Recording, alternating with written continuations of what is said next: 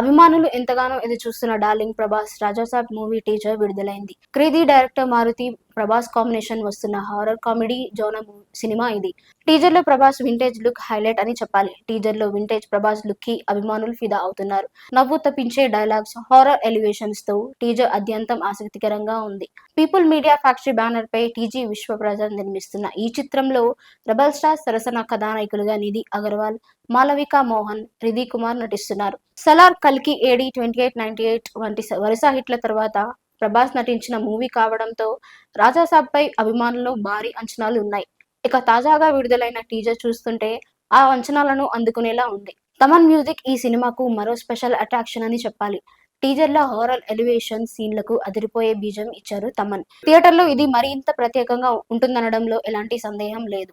First time romantic comedy horror genre Raja Saab మూవీలో ప్రభాస్ నటించగా ఆయన వైబ్స్ కు తగ్గట్టుగా రెబల్ మేనియా దేశమంతా కనిపించేలా మూవీని రూపొందించారు డైరెక్టర్ మారుతి.